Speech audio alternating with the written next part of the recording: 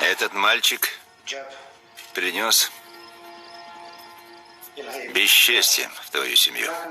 Но когда он бежал с твоей дочерью, он стал мужчиной. Мужчиной, отвечающим за свои поступки. Не беспокойся. Я знаю, что делаю.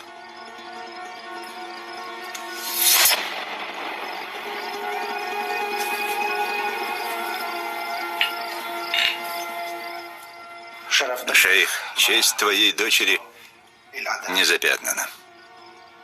Но если кровопролитие — единственный способ, которым твоя семья может восстановить ее честь, тогда возьми кровь этого парня. Его жизнь сейчас в твоих руках.